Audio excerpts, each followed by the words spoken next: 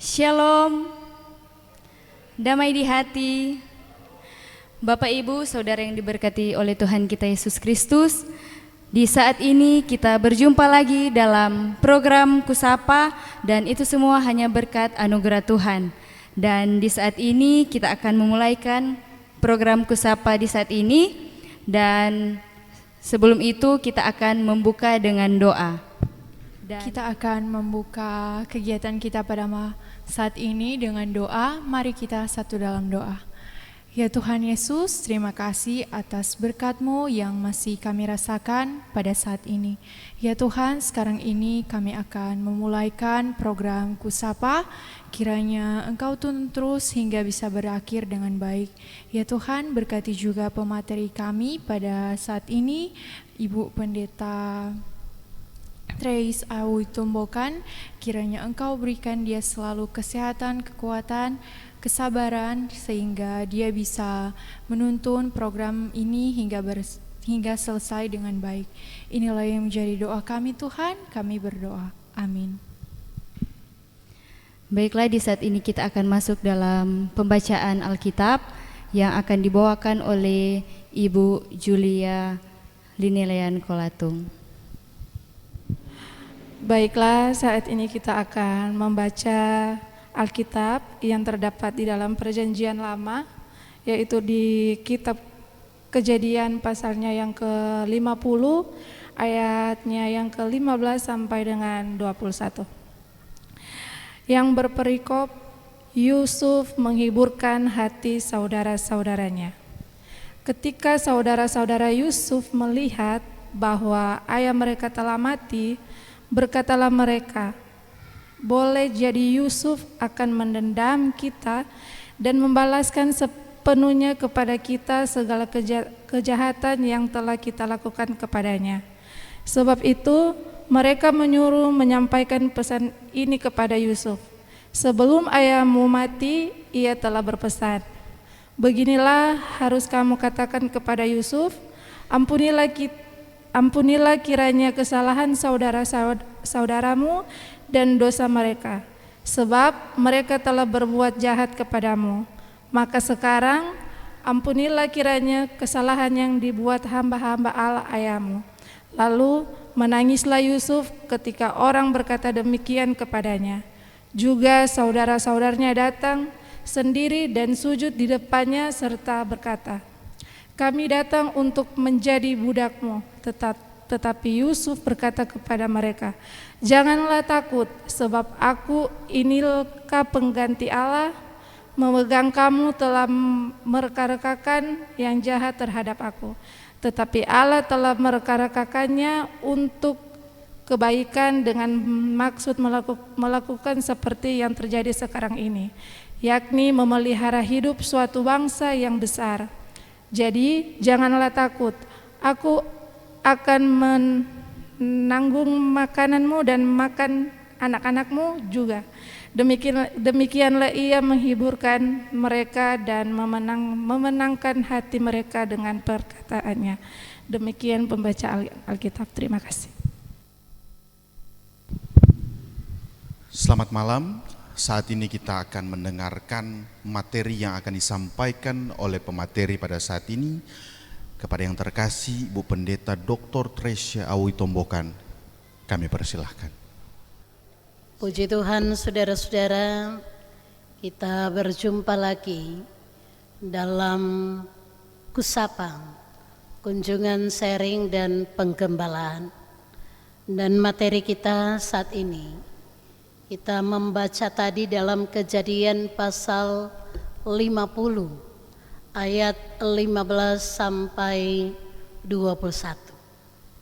Tema yang diangkat untuk kita bahas bersama adalah Allah mereka-rekakan kebaikan. Tema ini diambil dari teks dalam Kejadian pasal 50 ayat 20. Kata mereka-rekakan adalah kata kerja, yaitu reka, artinya menyusun, memikirkan, merancang, merencanakan. atau sesuatu yang dibuat. Kalau terjemahan baru edisi kedua tahun 2023 yang saya pegang ini, mereka tidak menggunakan kata mereka-rekakan. Yang lebih dapat dipahami adalah merencanakan. Itu TB2 tahun 2023. Bahasa Ibrani untuk mereka-rekakan adalah kausap, yang berarti merancang, merencanakan, termasuk mereka-rekakan.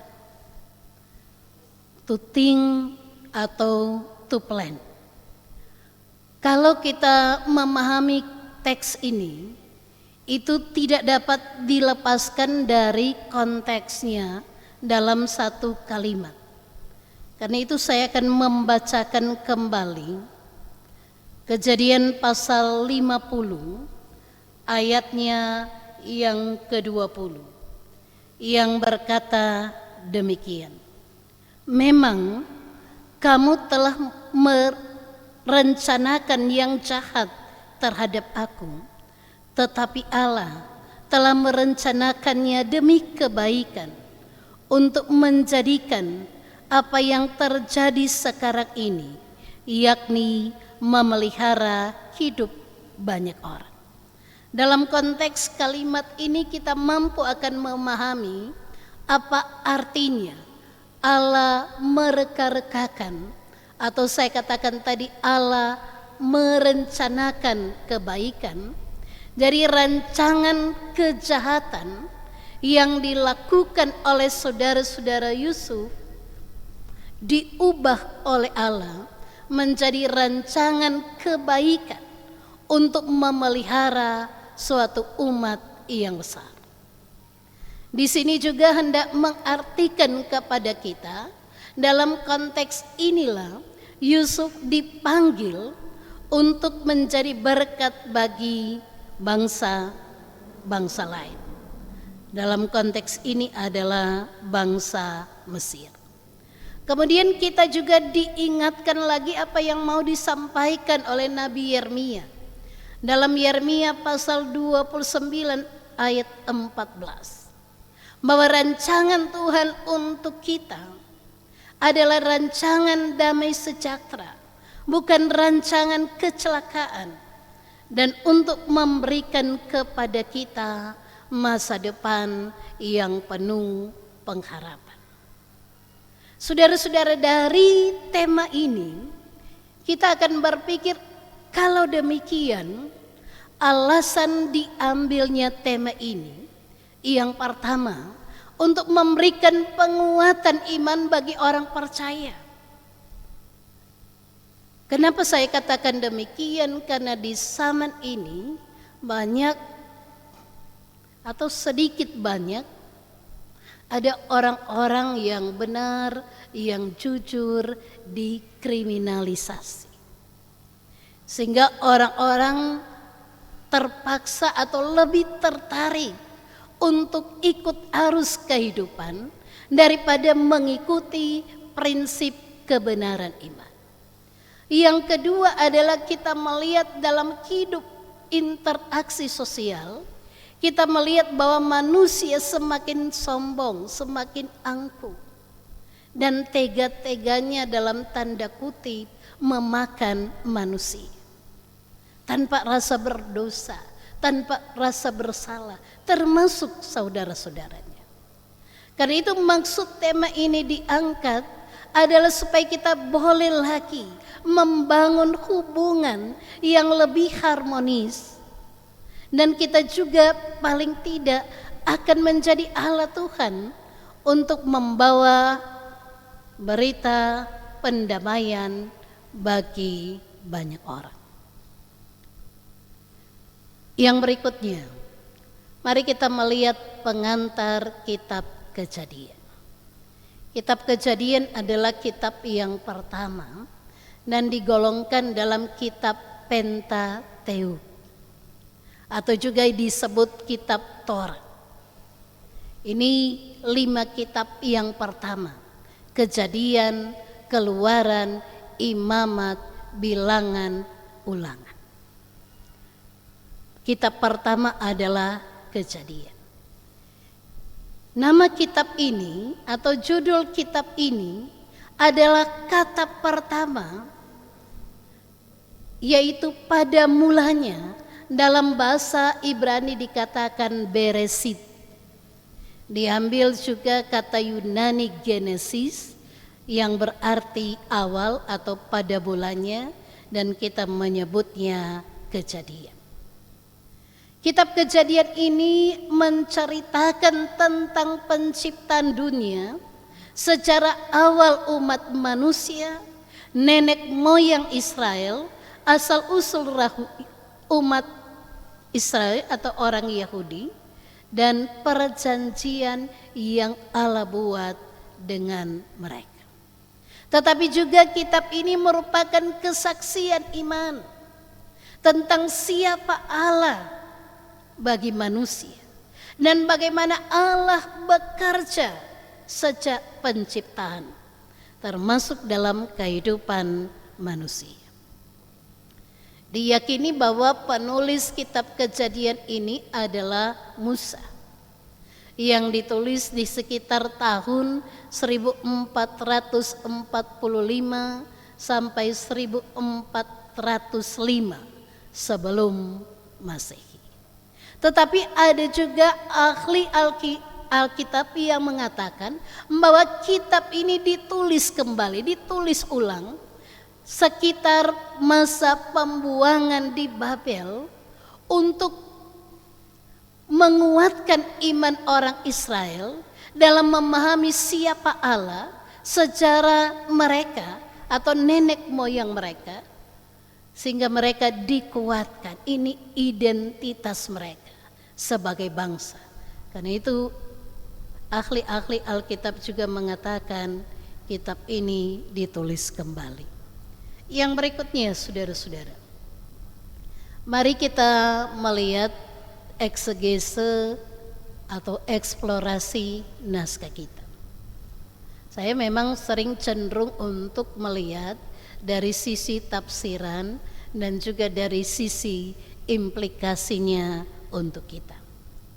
Yang berikutnya, jadi ketika kita memahami Kejadian pasal 50 ayat 15 sampai 21, maka kita melihat dulu apa konteks naskah itu. Tidak dapat dipisahkan dari yang sebelumnya, sehingga akan memudahkan kita memahami dan melihat apa makna bacaan ini bagi kita. Yang pertama disampaikan bahwa umat Israel ada di tanah Mesir, didahului oleh Yusuf, kemudian oleh Bapak Yakub dan saudara-saudara. Ada dikatakan sekitar 75 orang. Mereka pergi ke tanah Mesir untuk menghindari bahaya kelaparan. Dalam Keluaran 12 ayat 40 dikatakan ada sekitar 430 tahun lamanya umat Israel di Mesir. Dan yang berikutnya juga mau disampaikan bahwa Yusuf pergi ke Mesir di usia 17 tahun. Dan kemudian setelah melewati beberapa tahapan, termasuk dia pernah dipenjara, kemudian dia mengalami berbagai hal, dan dia akhirnya diangkat menjadi orang kedua sesudah Raja Firaun. Itu dapat kita baca dalam Kejadian 41 ayat 40 dan 41. Dan sebelum perikop yang kita baca menceritakan bahwa Yakub dengan anak-anaknya yang ke Mesir, Yakub dikatakan telah meninggal dan dikuburkan.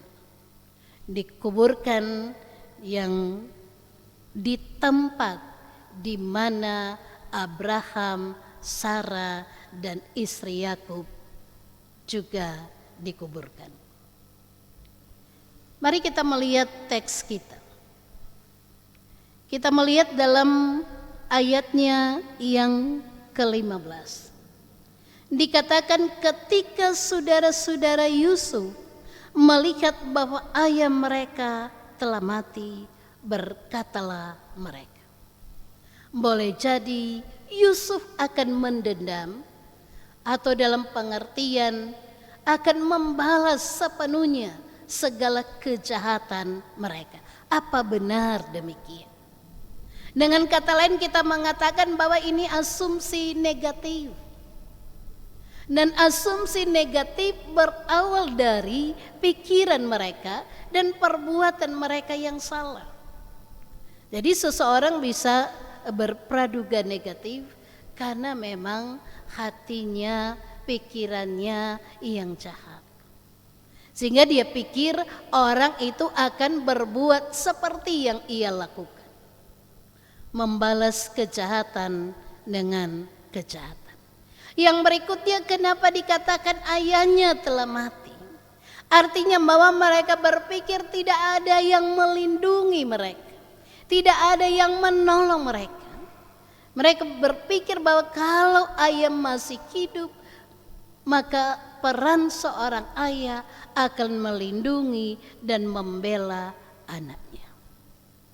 Karena itu statement yang disampaikan oleh saudara-saudara Yusuf, kita melihat mereka berpikir bahwa Yusuf itu akan mendendam. Dalam bahasa Ibrani digunakan kata satam, yang berarti memusuhi atau menaruh dendam. Dan dikatakan akan membalas sepenuhnya segala kejahatan. Artinya saudara-saudara Yusuf menyadari bahwa tidak sedikit kejahatan yang mereka lakukan terhadap saudaranya sendiri. Kata kejahatan dalam bahasa Ibrani ra, yang berarti malapetaka, celaka, atau nasib buruk.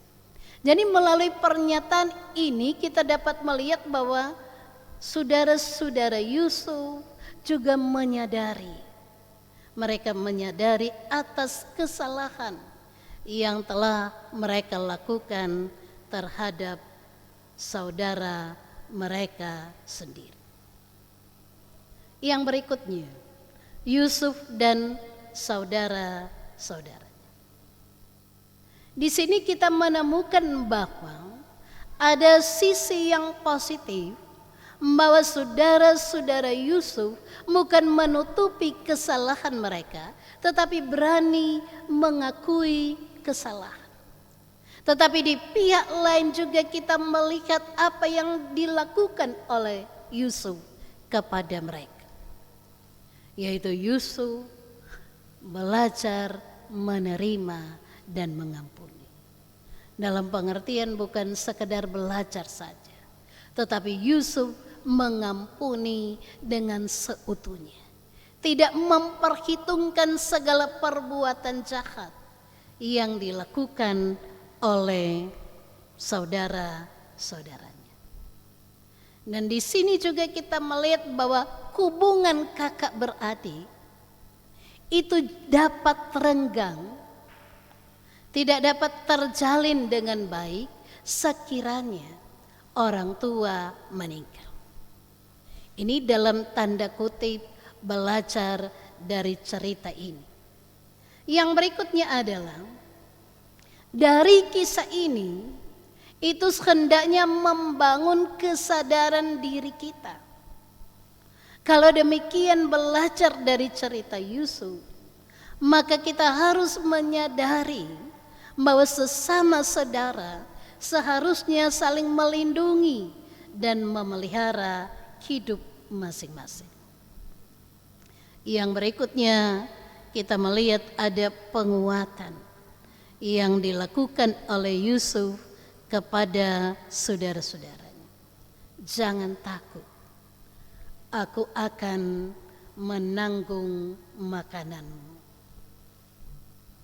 Artinya bahwa Yusuf menyadari bahwa kehadirannya di Mesir sebagai orang kedua adalah untuk memberikan penguatan kepada saudara-saudara, termasuk menjamin kelangsungan kehidupan agar mereka terhindar dari bahaya kelaparan. Yang berikutnya adalah kita melihat dalam cerita ini ada yang diutus oleh saudara-saudara Yusuf untuk menjembatani mereka dengan Yusuf. Dan utusan itu membawa pesan. Dan pesan yang mau disampaikan adalah pesan penyesalan, pesan pertobatan. Tetapi mereka mengatasnamakan orang tua mereka Yakub yang sudah meninggal. Saya katakan tadi ada praduga, jangan-jangan ketika Yakub meninggal, Yusuf akan berbuat atau membalas kejahatan mereka. Karena itu mereka mengatasnamakan pesan Yakub sebelum meninggal.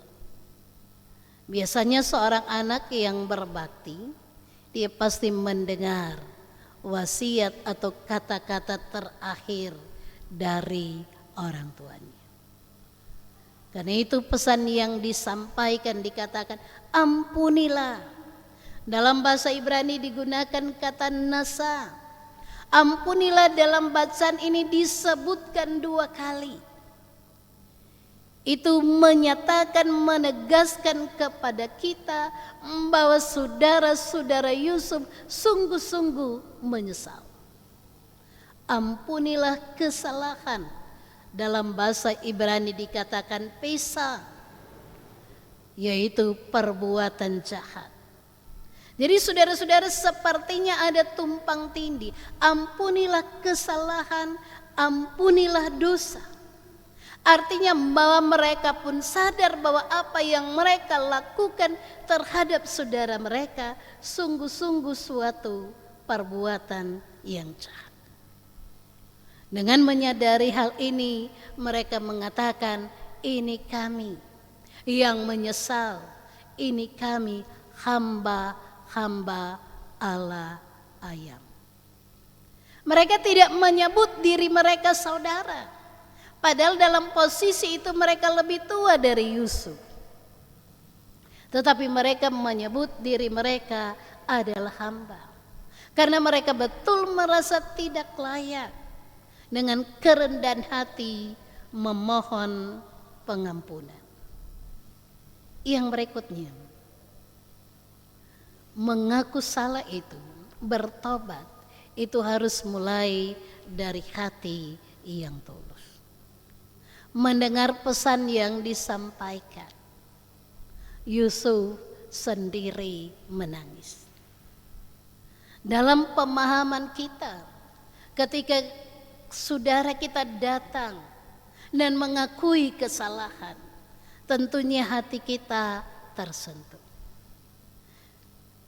Yusuf menangis, dalam bahasa Ibrani menangis adalah baka. Tangisan Yusuf menunjukkan siapa dirinya. Dia memiliki hati yang mengasihi. Dia bukan pembenci apalagi pendendam. Tetapi kita melihat tidak hanya utusan yang disuruh oleh kakak-kakaknya. Jadi tahap awal, langkah yang mereka tempuh adalah kirim dulu utusan. Setelah utusan diterima, maka mereka datang sendiri. Dikatakan mereka bersujud, dalam bahasa Ibrani dikatakan nafal. Bersujud itu adalah dengan muka ke tanah, merendahkan diri. Dan kita melihat bahwa tindakan yang seperti ini melahirkan pertobatan, tekad dan tindakan yang baru. Berupaya memperbaiki kesalahan, tidak lagi mengulang hal yang sama. Dan mereka meminta bahwa mereka, saya katakan tadi, tidak menyebut saudara-saudara, walaupun mereka adalah kakak dari Yusuf, tetapi mereka katakan biarlah mereka datang menjadi budak. Budak itu dalam bahasa Ibrani adalah hamba. Maksudnya adalah ebed. Ebed itu adalah juga hamba. Jadi mereka meminta pengasihan Yusuf dengan menyatakan biarlah kami menjadi budak. Saudara-saudara, mari kita melihat rencana Allah. Tadi kita bicara tentang konteks kakak Yusuf. Mari kita melihat apa yang Allah lakukan. Kalau kita membaca Kejadian 50 ayat 20 tadi, maka rencana Allah sering tidak mudah dipahami. Seperti lagu, jalanmu tidak mudah diselami. Tetapi hanya orang percaya yang mau berjalan dengan iman, yang yakin di balik pergumulan, di balik persoalan pasti ada maksud Tuhan. Dan maksud Tuhan yang mau ditegaskan adalah Allah memelihara kehidupan. Saya mengambil tadi dari Yeremia pasal 29. Rencana Allah itu adalah rencana, bukan rencana kecelakaan, tapi rencana damai sejahtera yang memberikan masa depan penuh pengharapan. Di sini kita melihat bahwa Allah bertindak dalam sejarah umatnya, bahwa betul-betul Allah mempersiapkan masa depan yang baru, dan Allah sanggup mengubah kejahatan menjadi kebaikan. Jadi suka duka dipakainya untuk kebaikan, seperti yang orang nyanyikan. Suka duka dipakainya untuk kebaikanku. Jadi bukan cuma suka yang Tuhan pakai. Masalah-masalah sakit, penyakit, persoalan-persoalan yang pelik pun Allah sanggup mengubah hal yang buruk menjadi baik.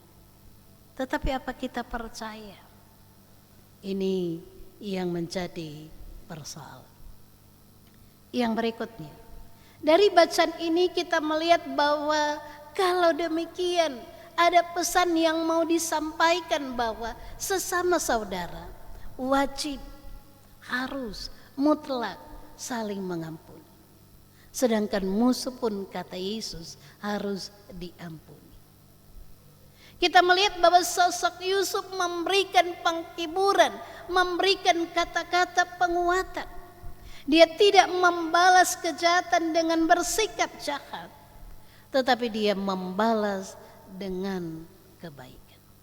Sehingga saya katakan tadi, kata jangan takut diulangi lagi sampai kedua kali, yang berarti jangan takut itu dalam bahasa Ibrani yaitu yare. Yusuf mengatakan dia bukan pengganti Allah. Dia tidak bertindak menghakimi. Yang harus ia lakukan katanya mengasihi. Jadi jangan takut. Dia tidak akan membalas kejahatan yang mereka lakukan. Yang berikutnya, saya mengambil kata Ibrani ra yang berarti kejahatan dan taub yang berarti kebaikan.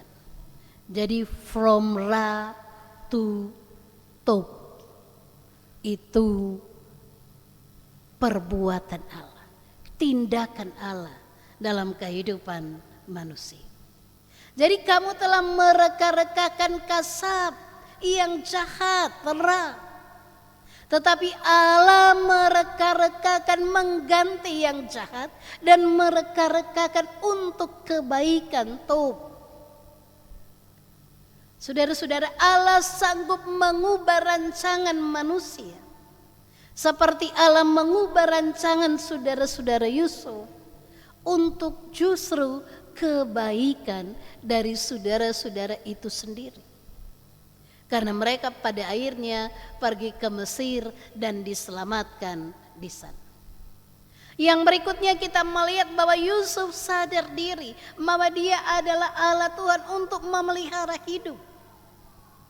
Walaupun dia adalah orang kedua sesudah Raja Firaun, dia tidak menggunakan otoritas dan jabatannya untuk menindas saudaranya, tetapi untuk memelihara hidup. Bahkan dia mengatakan dia lebih dahulu ke Mesir agar umat Israel terhindar dari bahaya kelaparan. Dan mereka melihat seperti yang terjadi sekarang. Pengalaman yang mereka lihat membuktikan bahwa Allah turut bekerja dalam segala sesuatu untuk mendatangkan kebaikan. Yang berikutnya, bahwa Yusuf tidak mempersalahkan saudara-saudaranya. Yusuf tidak mempersalahkan situasi dan kondisi. Saya baru remaja, baru berumur hampir 17 tahun. Harus tinggal sendiri di tanah Mesir, dibuang di sumur kering, kemudian jadi budak, kemudian tinggal di rumah atau di rumah Potifar, dimasukkan ke penjara dan seterusnya. Yusuf tidak menyalahkan saudara-saudaranya dan keadaan yang ia hadapi. Karena itu belajar dari hal ini, saya mengajak kita untuk memandang setiap masalah atau persoalan dengan mata iman. Jauh ke depan. Terus berpikir apa yang Tuhan akan lakukan di balik persoalan ini. Apa kehendak Tuhan untuk saya lakukan. Ganti menyalahkan orang yang kita pikir mungkin dia berbuat jahat, menutup jalan kita dan lain sebagainya. Atau juga memfitnah kita dan sebagainya. Mari kita terus merenungkan di balik persoalan hidup apa rencana Tuhan bagi kita dalam menghadapi setiap masa.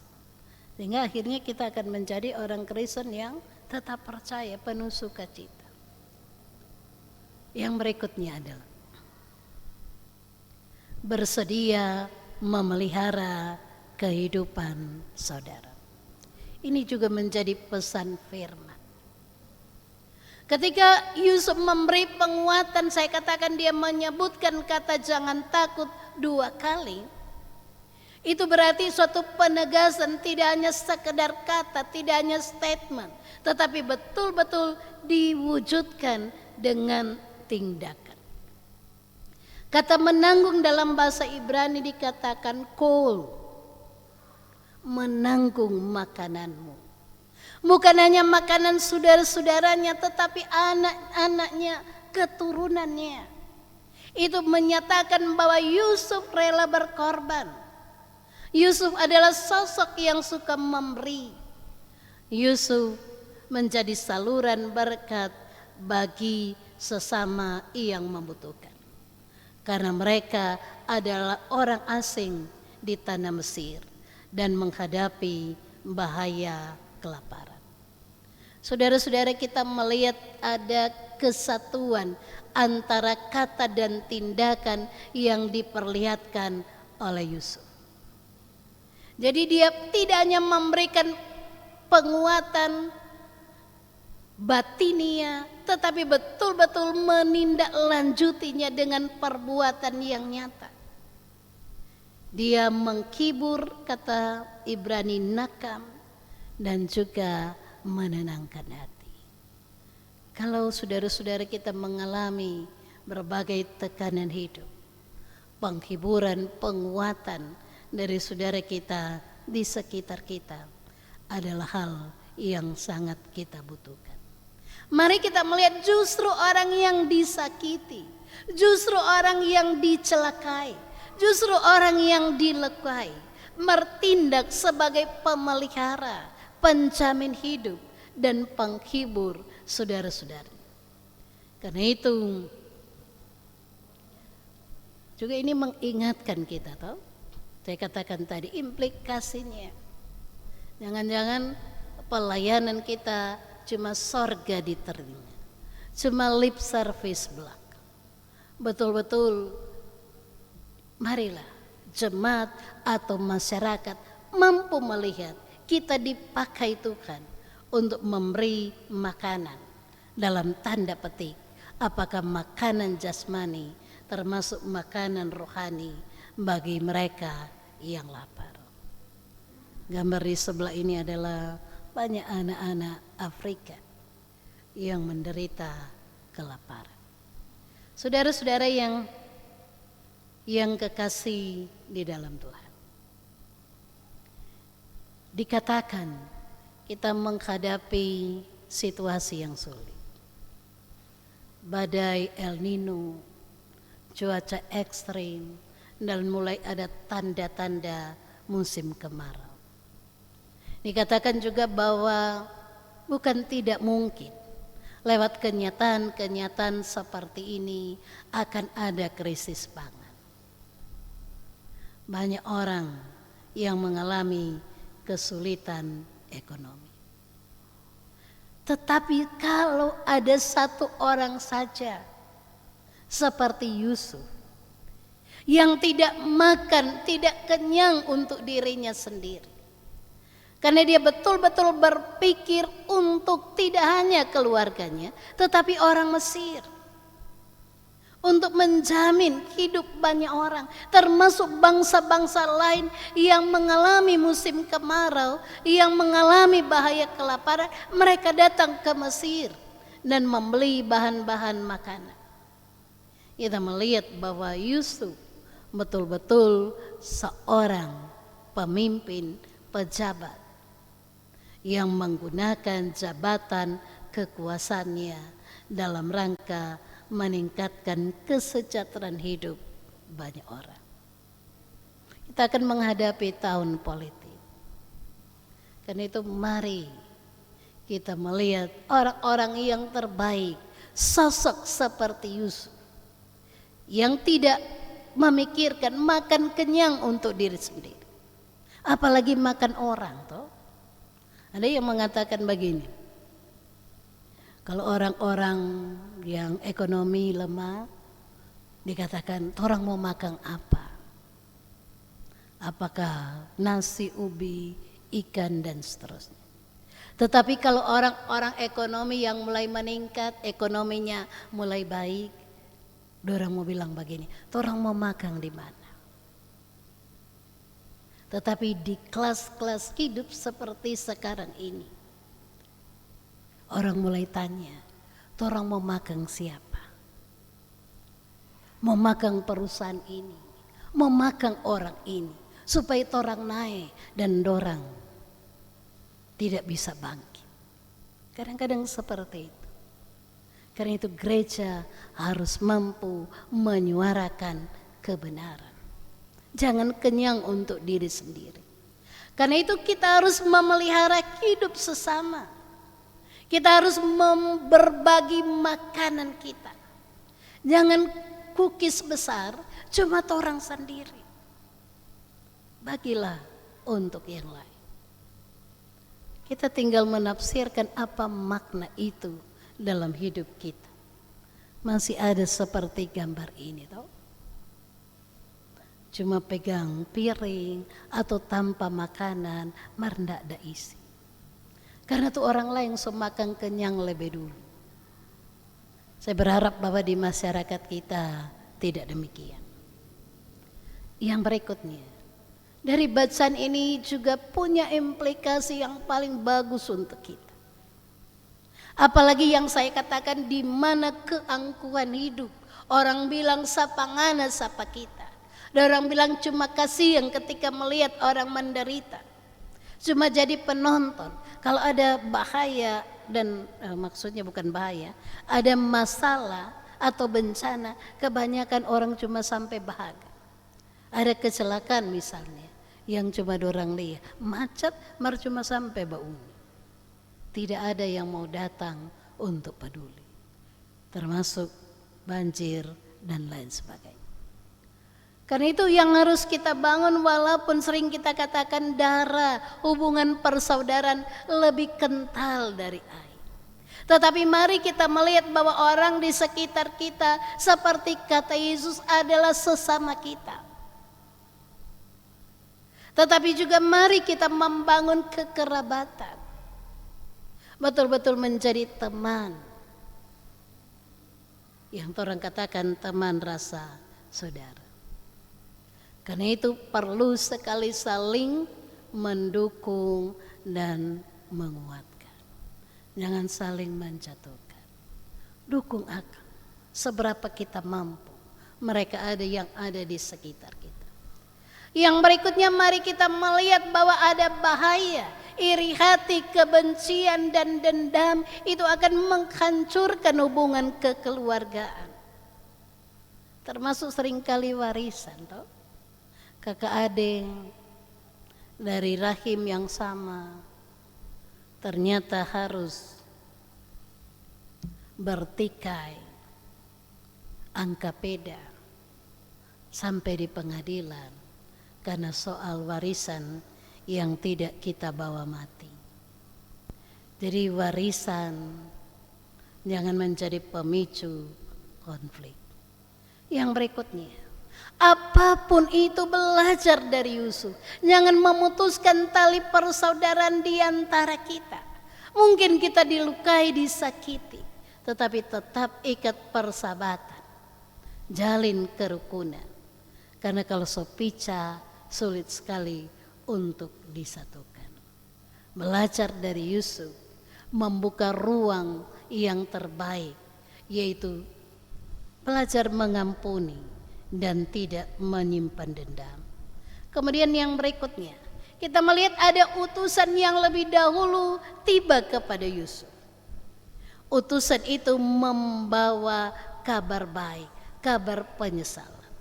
Jangan dorang tahu, orang lihat bahwa ada konflik di antara kakak beradik. Dan kehadiran kita malah merusak, memicu kekeributan dan pertengkaran dalam persaudaraan.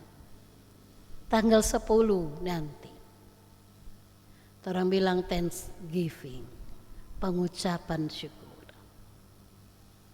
Apakah perayaan pengucapan syukur yang orang sadia, dodol dan nasi jaha dan lain sebagainya adalah upaya menjamin hidup sesama? Ini saya katakan ada tanda tanya besar. Apakah seperti itu? Tetapi seringkali kita katakan bahwa pengucapan itu lebih ke arah pengecapan. Padahal ucap syukur dulu baru kecap. Walaupun memang kita juga melihat ada hal-hal positif dalam pengucapan syukur. Upaya membangun kekerabatan. Upaya untuk menjalin relasi. Tetapi jangan menjadi ajang pamer torang. Pemaksaan keinginan. So tahu-tahu kok di Manado orangnya ndak ada dodol, paksa cari dodol sampai apa katain air madidi. Orang kok punya ndak ada beras toh di sini. Kalau orang sediakan seberapa ada boleh, cuma mau rasa. Mereka kalau paksa mau beli dan seterusnya itu adalah pemborosan. Yang berikutnya harus kita lihat pada pengucapan syukur adalah tindakan diakonal. Dan tindakan diakonal ini yang sudah menggeser. Orang lebih suka menjamu tuh dalam tanda kutip orang-orang tertentu daripada berbagi yang kita nikmati untuk mereka yang ada di panti werda, di panti asuhan dan sebagainya. Orang kenyang sekali, apalagi yang suka bajalang di pengucapan syukur, bawa motor 5 sampai 10 DP apa? Meriam toh berbulu. Akhirnya sampai di rumah, orangnya ndak makan. Ujung-ujung di toilet toh. Orang bilang dulu bahasa kakus. Ujungnya sampai di kakus. Mereka kalau ndak makan, ujungnya juga torang buang karena basi. Padahal kita harus mengumpul pelayanan diakonia untuk anak-anak kita di bidang pendidikan. Harus ke arah kampus, ke arah pendidikan, ke arah pemberdayaan supaya lebih sejahtera. Karena itu saya berharap bahwa perayaan pengucapan syukur bagi jemaat kita bukan pesta pora, bukan pemborosan, tetapi betul-betul mari orang menjadi orang Kristen yang hidup lebih baik, lebih sejahtera, lebih mapan. Dengan demikian kita lebih mampu untuk berbagi dengan yang lain. Tetapi dalam tanda kutip, jangan nanti tunggu kaya, kita boleh berbagi dengan sesama kita. Yang paling terakhir, jangan-jangan pengucapan syukur akan membawa ketakutan yang baru. Di beberapa tempat ada orang bilang, Ibu Pendeta, torang pe anjing, dorang so potas. Torang pe babi, torang pe ayam, yang torang ada piara-piara, dorang so lebih dulu ambil. Orang bekerja keras, tetapi orang lain yang menikmati hasilnya. Jadi jangan-jangan ada ketakutan baru akan adanya hal-hal seperti itu. Puji Tuhan di Jemaat Gemim Betania Teleng Tingkulu nyanda ada. Tetapi juga jangan pengucapan syukur menjadi pesta miras. Nyanda tren masuk gereja, tetapi kumpul-kumpul sampai tengah malam. Di gereja orang marah-marah kalau khotbah atau ibadah terlalu lama. Maka kalau orang kumpul-kumpul di meja bulat biar berjam-jam, orang tidak rasa keberatan. Yang berikutnya, jangan pada akhirnya pengucapan syukur akan membuat jarak di antara kita. Yang kenyang adalah orang-orang tertentu dan orang-orang yang lain semakin lapar. Atau juga ada ketakutan nanti harga bahan pokok naik. Puji Tuhan ada apa tadi? Pasar murah. Walaupun beritanya mendadak, kalau lebih bagus ulang terus toh. Supaya itu juga dapat menjangkau kebutuhan masyarakat. Karena itu hati-hati, jangan pengucapan syukur karena macet, karena kecelakaan toh. Dan berdampak pada hal-hal yang tidak kita kendaki. Karena itu yang seharusnya menjadi penguatan ketika orang berpengucapan syukur, ternyata sampai hari ini Tuhan telah menjamin hidup jemaat kita. Ternyata sampai hari ini kita boleh ada di sini. Ternyata sampai hari ini kita boleh hidup sejahtera. Tetapi jangan sampul pengucapan syukur toh. Karena orang bersyukur pemeliharaan Tuhan, akhirnya buka kemari, aduh, siapa ini doi sisa-sisa dari pasar. Atau ada tren yang lupa kasih persembahan pengucapan syukur. Nanti so terlewat, aduh iyo Kang, ada sampul keten, ada tasisip di Alkitab. Marilah berpengucapan syukur harus. Karena bersyukur itu adalah kehidupan, gaya hidup orang Kristen. Bersukacitalah senantiasa.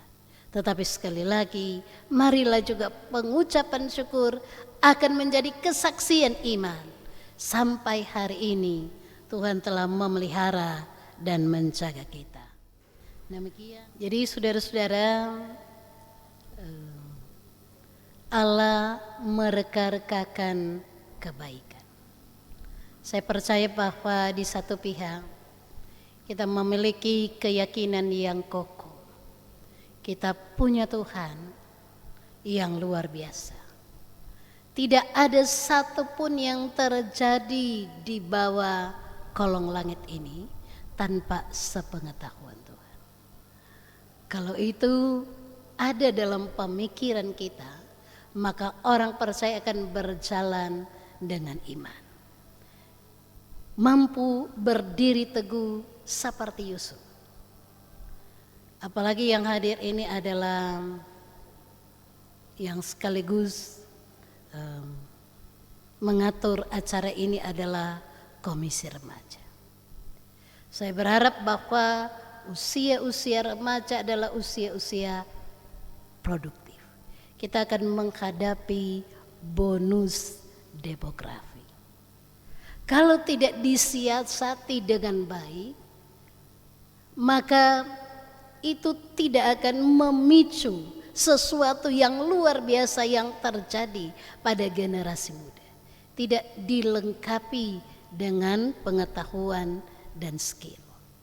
Belajar dari Yusuf, sosok remaja yang meninggalkan keluarganya bukan karena kemauannya sendiri, tetapi karena dijual oleh saudara-saudaranya, mampu menjadi pribadi yang berintegritas.